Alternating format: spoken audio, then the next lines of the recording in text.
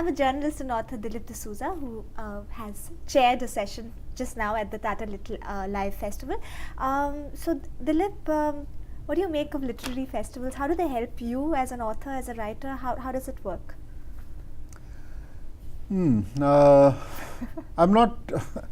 The short answer is probably I'm not sure how they help, but I mean it's nice to meet other writers and to talk to them, and sometimes you strike a chord, and you have things to discuss later.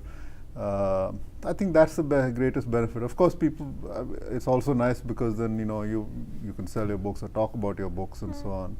So, but I think for me, what the greatest takeaway from the few that I've been to is that I just like meeting people who are either writers or who are interested in writing, and you can just talk to them, bounce ideas off them, and maybe establish connection that will last a little longer than just the Lit Fest. Does it help you reach out to the reader? In the sense that readers come to these and they sometimes come up and talk to you, and they want to ask you about what you wrote and so on. And that's, in that sense, yes. And maybe that's a good thing, because otherwise, how do you connect to readers? I mean, maybe people who've read your books will come and tell you things, but otherwise, the random reader out there is in sometimes like a black hole. You don't meet them. And this way you do, and there have been times when people have come up and argued things, and without necessarily getting abusive or anything, but at least there's been some back and forth about things I've written, which is nice. Okay, and one of your sessions, one of the 2 sessions that you did here, was on reportage from conflict zones. But I just want to speak to you on reportage in general, because you see reportage maybe on television becoming more about aggregation of sound bites. Is that a trend that you see, and does that disturb you? Well, I don't have a TV, so I don't watch TV. But I mean, there's a lot of moaning that goes on about trends in journalism and how our attention spans are reducing and all. I feel like the challenge as a writer and a journalist myself is in getting my story out. Okay. And I always say this, that if I'm not up to that challenge, then I should be looking for some other job. So, and part of that means that I have got, whether it's in a long form or a short form, or announcing something on Twitter or whatever it is, my job is to write the story I want to convey to my readers in the most interesting way that will get the most people interested in reading it. So, therefore, this business about aggregating sound bites and all, I see as just more carping. I mean, if it is a trend, it doesn't have to be the trend that I follow. Okay. And if I don't like it, then I better find the right way to do it for myself. You mentioned Twitter. You are on Twitter. I'm on Twitter. Yeah. Death Ends Fun. Death Ends Fun. That's your Twitter handle. How important is social media to you, and how do you see it as feedback that comes to you? Is it a way of keeping in touch with other people? It is a little bit, but I mean, I really think at this point it's just an indulgence. It's a waste of time. So it's a big waste. Let's put it this way: it's a big sink of time. I don't want to say a waste. My primary job is writing, and every minute that I'm not doing that, and I'm on Twitter, it's time away from that. So that's why I say it's a sink, and it can be addictive, because you get this instant feedback and all. But the fact is that 5 minutes later, everybody's forgotten what you tweeted. So, what's the big deal?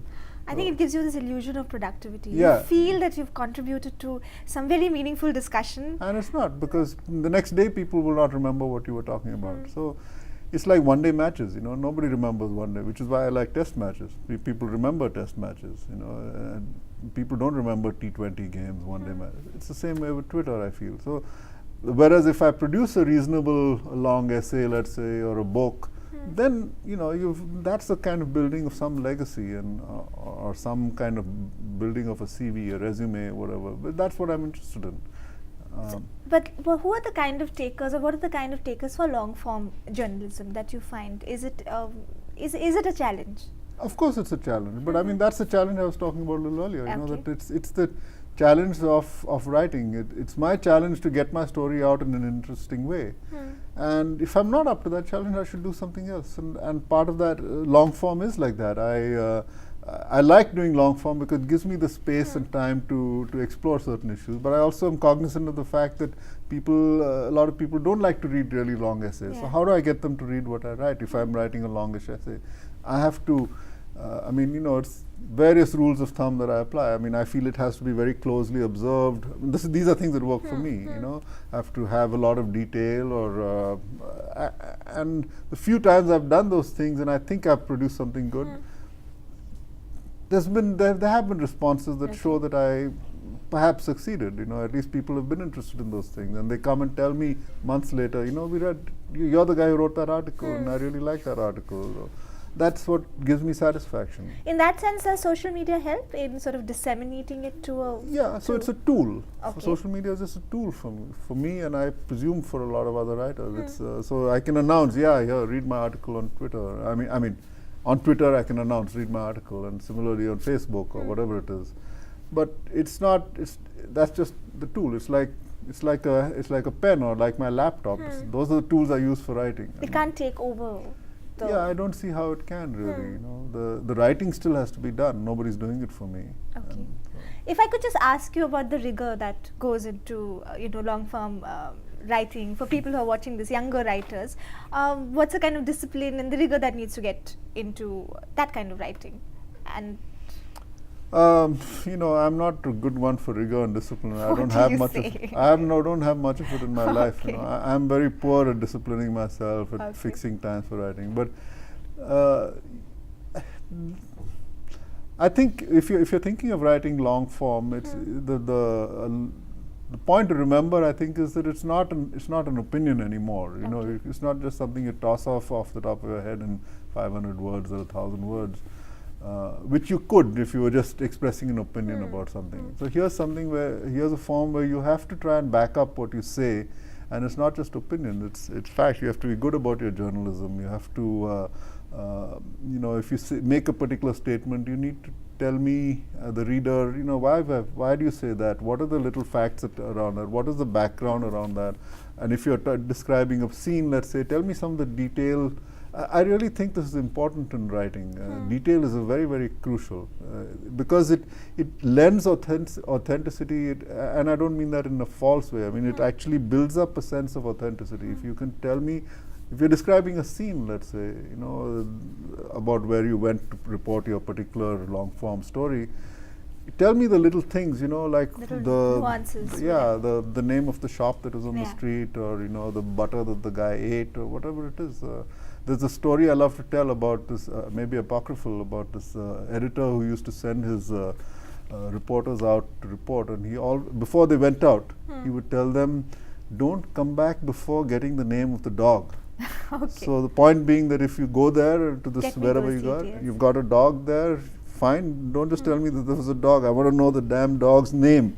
So you know, that's a fair amount of rigor. Yeah, so I think a lot of journalists could benefit from that. You know, go out. I always carry a little book like this. You know, so I'm noting down things, and a lot of more journalists should do that. I mean, I'm sure they all do. The good ones do that. That's how they get authentic stories. And when it comes to your books, and you write your books, do you?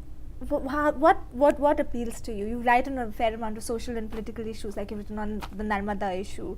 What appeals to you, and what has become sort of your genre, so to say?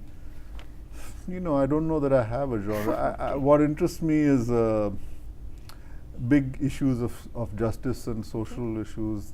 They do. I think justice is a thing that needs to be examined very closely in a lot of ways. And I think my Narmada book was about that. My last Binayak book was about that.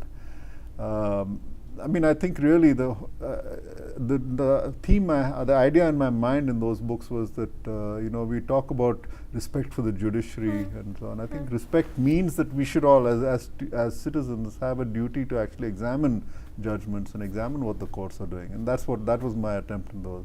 But I also do some travel writing, you know, and I just. Some of the long form essays I've done are not particularly about justice in any sense. They're just intriguing stories, and I'm always looking for intriguing stories. You know. And do you look at sales? Who doesn't? But I know, but you know what I mean. It doesn't drive my writing. I'd rather write an interesting story that means something to me in an interesting way than try and write something that a lot of people buy that doesn't interest me.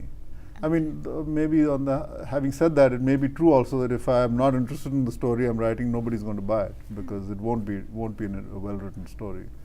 So. All right, Dilip. Thank you so much for your time. You're welcome.